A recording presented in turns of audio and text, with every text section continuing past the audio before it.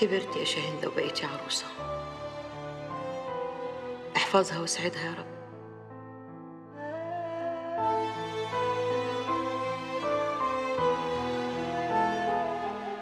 مالك يا ماما؟ شكلك مش فرحان ليه؟ بالعكس يا حبيبتي، ده انا الفرحة مساعاني النهاردة. ده اليوم اللي انا مستنياه من زمان، بس انا مش متعودة انك تبعدي عني. مين دي اللي هتبعد عني؟ ده انا متفقه مع ساهر ان احنا عندك كل يوم، وعلى فكره ده شرط انا كاتباه في العقد. كل يوم كل يوم؟ اه يا حبيبتي كل يوم، هو انا ليا غيرك؟ اوعي تصدقيها يا طنط، بكره تتجوز مش هنشوفها تاني، دي صاحبتي وانا عارفاها. خراسي. ربنا يسعدكم يا حبيبتي. يلا بقى جدعان انتوا كمان يا بنات. يلا. يا رب يا طنط يا رب.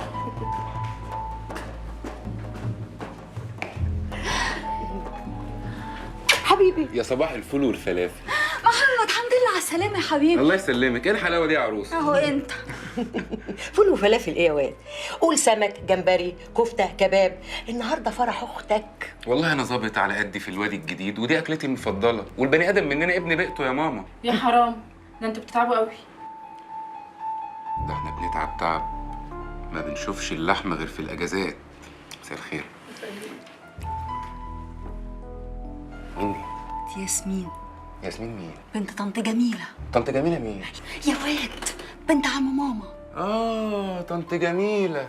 والله كبرت يا جميله ياسمين. ياسمين، والله كبرت يا ياسمين واتدورتي، ده انا ما عرفتكيش. بس ايه رايك؟ في ايه بالظبط؟ لا اصل ياسمين تعالى. اصلي. نعم. تعالى. ايوه. تعالى خلي البنات ياخدوا راحتهم. يلا طب ما ياخدوه، حد هيشوا؟ ما تاخدوا راحتكم يا جماعه، يعني ده انا اخوك الصغير مفيش حاجه. معلش تعالى هكلمك طب بره. انا جايلكوا تاني. ايه بس في ايه يا ماما؟ ده وقته يا ماما، ما تسيبيني مع البنات شويه. انا هكلمك في البنات. ايه رايك؟ عجبتك؟ هي مين؟ ياسمين. ياسمين مين؟ بنت طنط جميله. طنط جميله مين؟ لو كانت عجبتك اكلم لك مامتها واخطبها لك. ايه هو ده؟ انت عايزه تخلصي مني اوام كده؟ ليه يا حبيبي؟ مش عاوزه اخلص منك ولا حاجه، انا بس عاوزه اطمن عليك قبل ما اموت. بعد الشر عليك يا ماما، ايه القرف اللي انت بتقوليه ده؟ ولا بقول لك ايه، اختك هتتجوز النهارده واخوك بعد شهر هيتجوز، وفاضلش غيرك. عاوزه اطمن عليكوا بقى. ايه رايك؟ في ايه؟ في ياسمين. بنت طنط جميله؟ ايوه.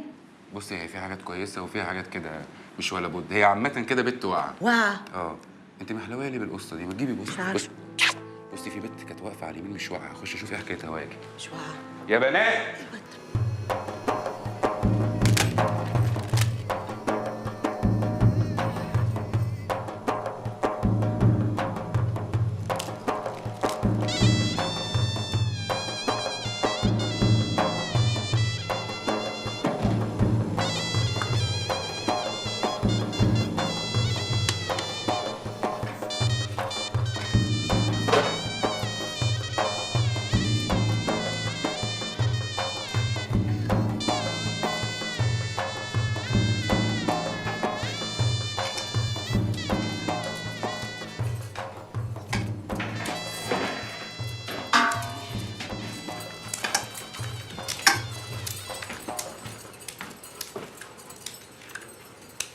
همي.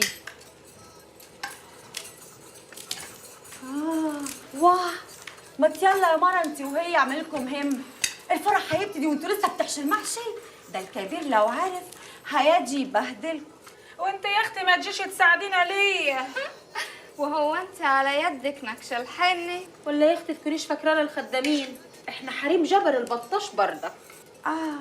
ما كنتش فاضية، كنت بسبح الواد عشان منصور به الكبير مصر لازما ولا بد منصور الصغير يكون جنبه وملازمه من أولة الفرح. واه، يعني هي دي الحجة اللي نفدت بيها يا نجيبي؟ اتشطري يا فتحية انت واعتدال وهاتوا الواد. حسرة علينا، خلفتنا كلها بنات. يا اختي احمدي ربنا انك ما انتيش ارض بور زيي، دي اراده ربنا يا عنايات. وبعدين انت مهما انحصروا الاولانيه، ده انت اللي في القلب يا بنت، بأمارة ان لساكي على ذمته وما طلقكيش. يسلم قلبك الابيض يا حبيبتي. واه واه واه واه واه واه واه. جرالك ايه يا مرة انت وهي؟ انتم لسه ما خلصتوش؟ خلص الحكايه دي وسهلوا شوي. حاضر حاضر يا عمتي نجاة، حاضر. حالنا حالنا.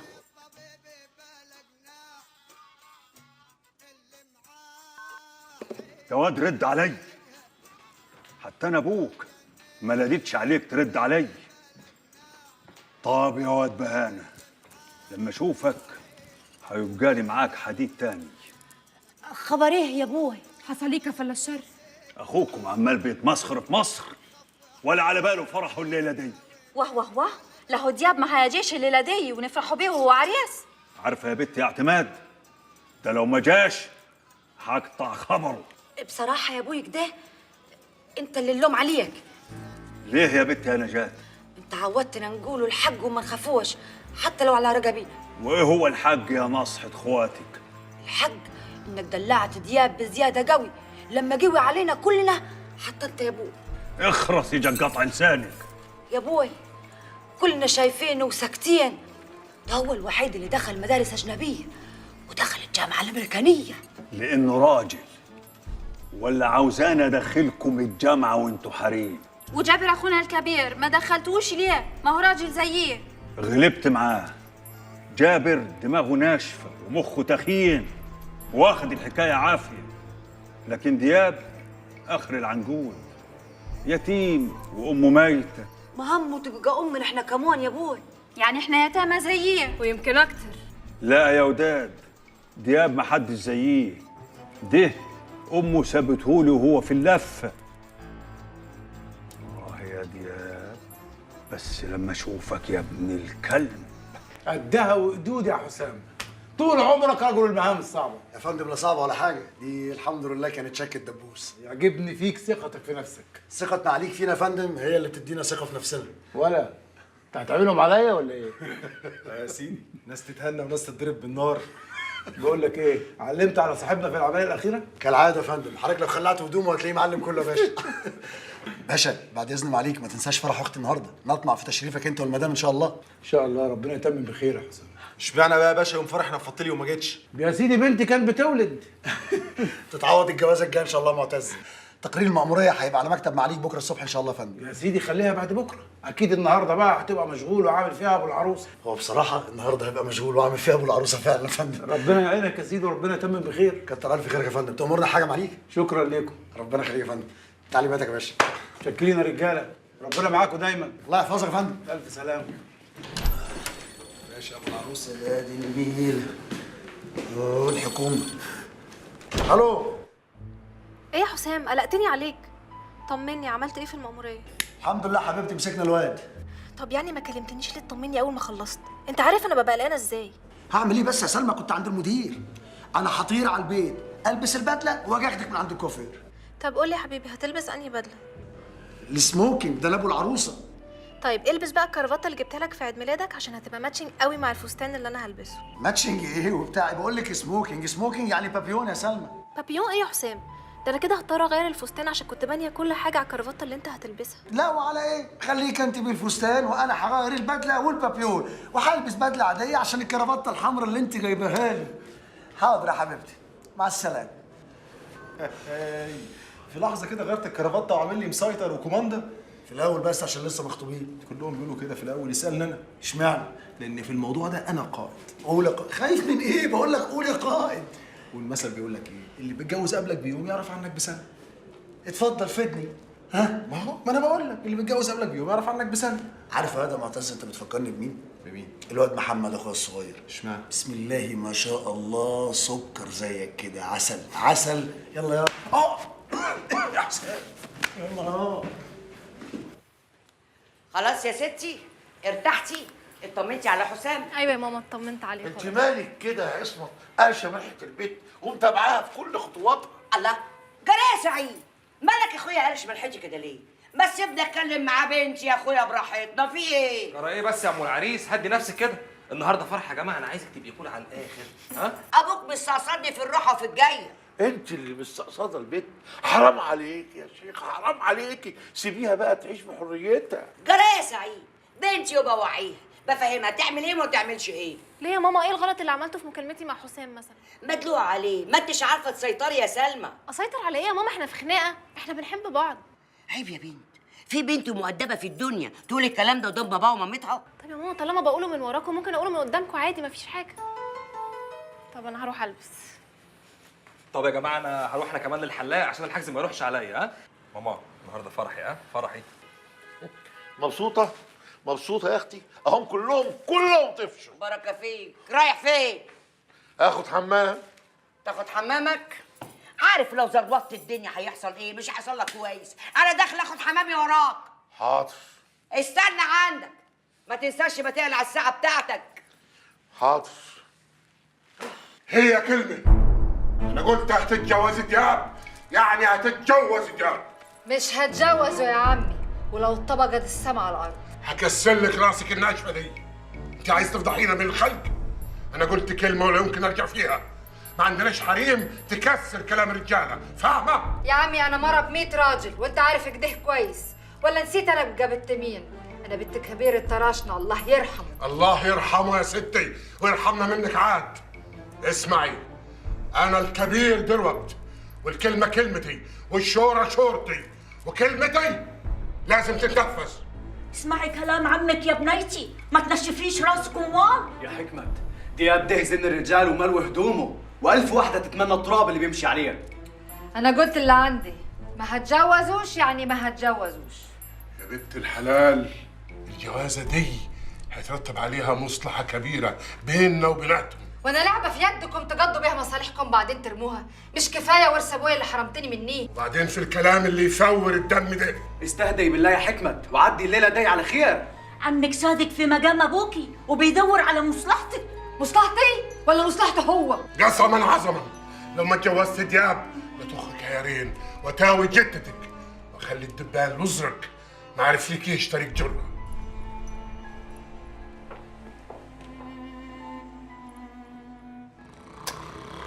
اتفضل اتفضل يا سيدي الناس، اتفضل. نايم.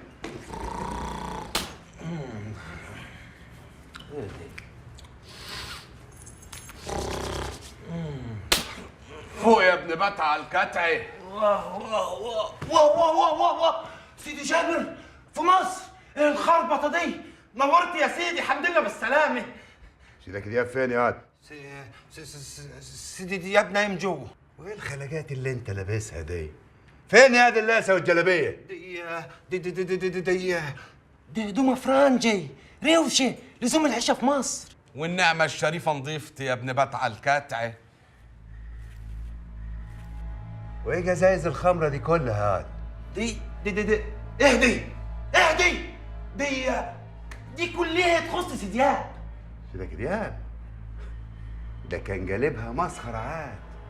ده طيب انا خشش له. لا يا سيدي الناس، لا يا سيدي جابر، ابو سيادتك لا، ده يموتني يقطعني قطيع. جبري يلم العفش. افهم يقطع القطيع ليه؟ افهم. اصله يا وحدان، اصل عنده ضيوف بيقابل الضيوف في اوضه النوم. ايوه ده العادي بتاعه. سيدي دياب بيقابل كل الناس في اوضه النوم الا قرايبه. لا حول ولا قوه الا بالله. انا خشش له. سيدي جابر لا انت على هنا ايه المنظر ده؟ ايه المنظر ده؟ وبعدين اخوه ومتوحشه ورايد يشوفه، انت ايش اخششك؟ ايه في ايه؟ جابر؟ خبر ايه؟ حصلت حاجة؟ حصلت حاجة؟ النهارده فرحك يا عريس، قوم احنا بقينا بعد العصر. نسيت اياك. انسى كيف؟ ما انا هاي يا جابر بجهز نفسي. قوم استر نفسك وحصلنا على بره يا ود ابوي.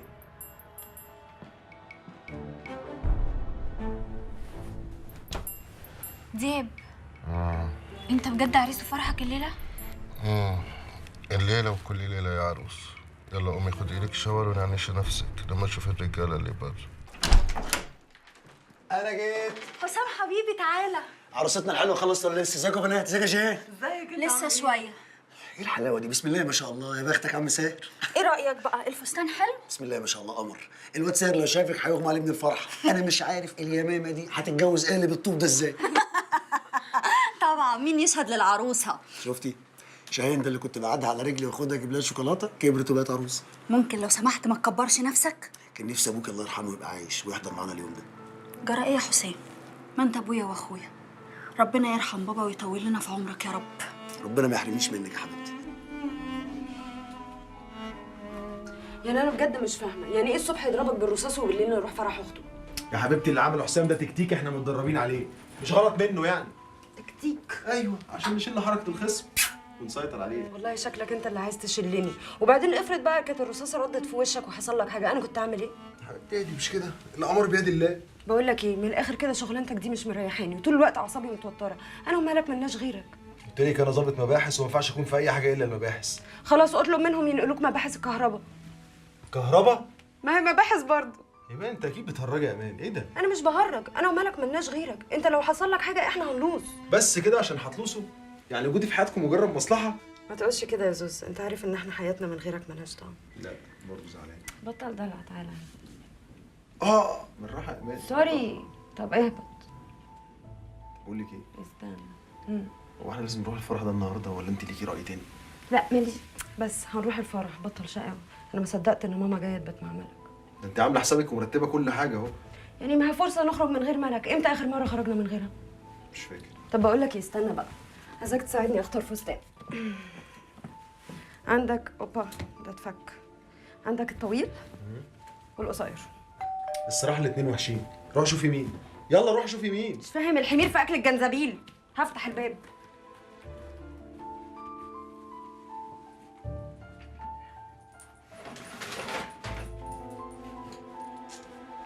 سلام.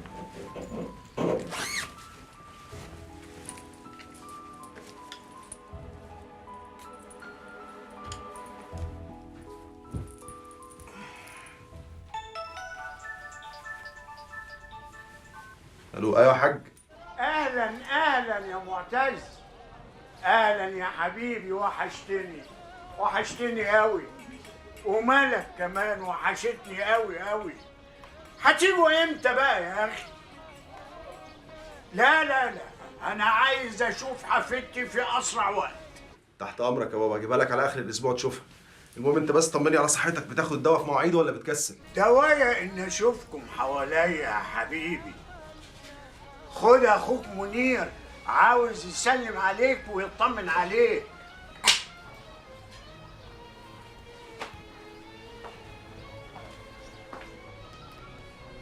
الو يا معتز، هكون بعمل ايه يعني؟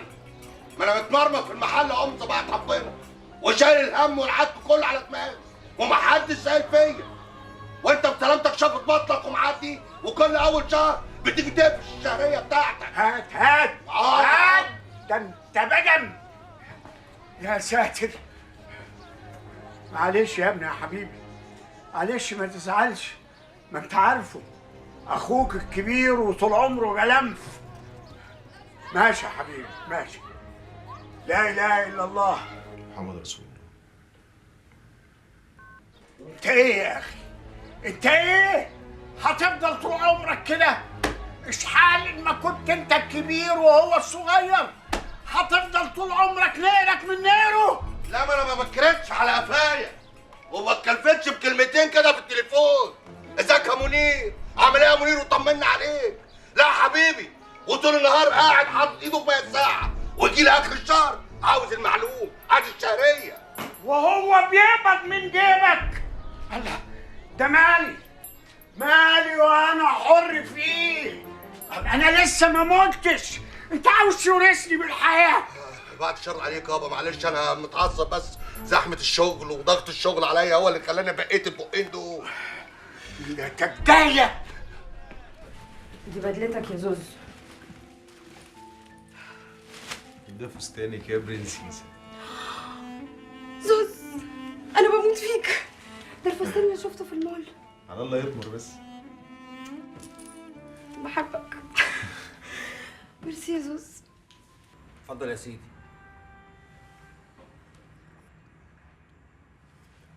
يا دياب، ما عاوز تعجل اياك يا ود ابوي. هو اللي عمله ابوك ده يخلي فيا عقل؟ في حد دلوقتي يتجوز عروسه ما شافها شيء؟ من متى واحنا بنشوفه؟ من متى؟ ابوك طول عمره هو اللي بيشوف لنا واحنا بنمشي وراه مغميين. بس دي جواز مش بيعه وشروه يا جابر. وهدان اطمن يا دياب، اطمن. ابوك ما هينجلكش حاجه عفشه واصل. وبعدين يعني هي دي اخر جوازه وبعمل زيي، اتجوز 4 والثلاثه التانيين بختارهم انت على هواك. يا اخي انا ما فاهمش ليه ابويا مصمم على الجوازه دي بالذات. دماغي حتشت. افهمك، حكمة داي من عيلة الطراشنة. عمها يبقى صديق بيه الطراشني، نايب دايرتنا، ليه مصالح كتير قوي عندنا وكلها في مصلحة شغلنا. والمثل بيقول اللي ملوش نايب يشتري له نايب.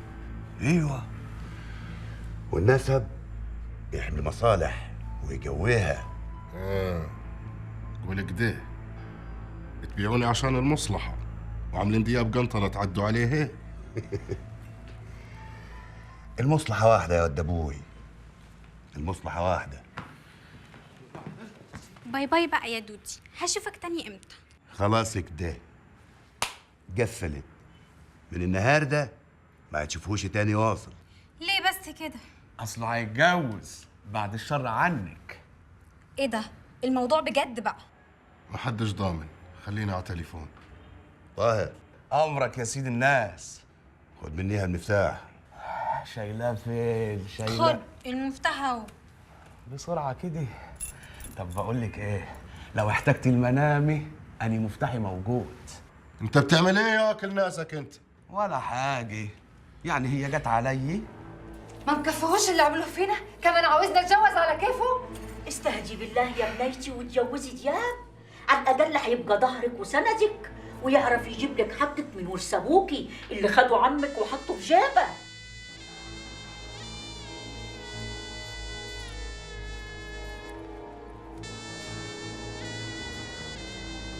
انا موافقه، بس عشان يجيب لنا حقنا. وانا من ناحيتي مش ههملك واصل، وجوزك ده هيكون يدي بيده وفي مقام اخويا الكبير.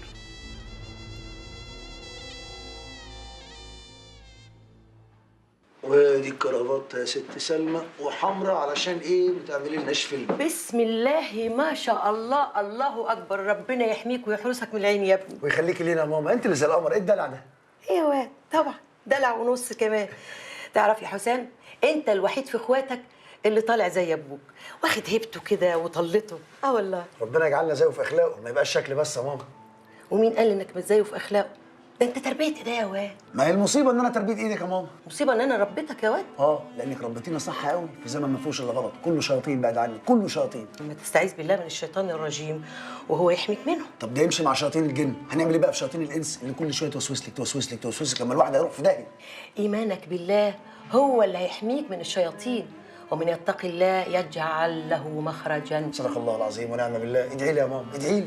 ربنا يحفظك من كل شر وسوء ويكفيك شر الشياطين يا رب. امين يا رب العالمين. والله لسه بسيرتك، لسه بسيرتك. طبعا انا قاعد مرمي في الوادي الجديد وانت قاعد هنا واخد كل الدعاء. وحشني. وانت يا رائد اخبارك ايه؟ جيت امتى نقيب من الوادي الجديد؟ من ساعتين. الله ما شفتكش يعني. ما انا كنت هلكان قوي، دخلت نمت لسه صاحي دلوقتي. وقعد معانا كام يوم؟ قول لي بقى يومين وراجع زي كل مره. فرح اخوك اخر الشهر، لو ما حضرتوش هذبحك. وبعدين الواحد ما بيغلطش ويتجوز غير مره واحده في العمر. لا ما تقلقش، قدمت على مرضي وقعدت في ريفيزك 20 يوم. الا قول لي انت ما عملتش فرحك انت وسلمى ليه مع شاهين وساه؟ ايش حال ما كانوش اخوات زيكم؟ ولا انتوا جايين تشحططونا وخلاص؟ سلمى يا سيدي اصرت، قالت لك ده هي ليله العمر تبقى ليله واحده، انا عايز ليله لوحدي. الله، ما هي عندها حق يا ابني، هي الواحده بتتجوز كم مره؟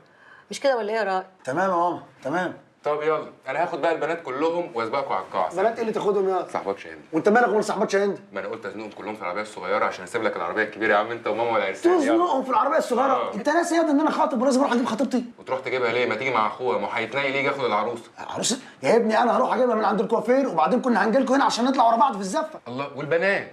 يركبوا مع حسام في العربيه الصغيره. يركبوا مع حسام فين يا ماما؟ يركبوا مع حسام فين يا ماما؟ ما ياخدوا تاكسي ولا يجوا ماشي؟ ما ياخدوا تاكسي ولا يجوا ماشي؟ لا تاكسي ليه؟ ما انا موجود، هتركب صاحبات اختك في تاكسي وتشحططهم، انا هاخدهم وامشي. انت خالص خالص يا حسام، ما يصحش. البنات قاعدين مع اختك من الصبح، نركبهم تاكسي؟ ينفع ده؟ لا ازاي؟ اخدهم واروح لخطيبتي اجيبها من عند الكوافير وارجع اخد البنات، امر الله. اوعى اوعى تاخد يا حسام. تعالى هنا اهو. لما انت هتموت على البنات ما تتجوز بقى وتخلصنا يا اتجوز اخي. جواز ايه ونيله ايه؟ مش الجواز ده محتاج ملغيه، كان زماني قاعد بلاغي دلوقتي مع واحده منهم عشان اتجوزها، اديكي بوظت يا ابني يا حبيبي يا ابني يا حبيبي، انت لسه صغير دلوقتي، بكره لما تكبر وتعجز عاوز حد يقعد جنبي، حد ياخد باله مني عشان لما يديني الدواء. مش ده اللي كنت هتقوليه؟ اه. وانا هخش دنيا عشان اخرج منها. انتوا فاهمين الجواز غلط شكلكم. يا حسام هات البنات دي. لا العلي العظيم.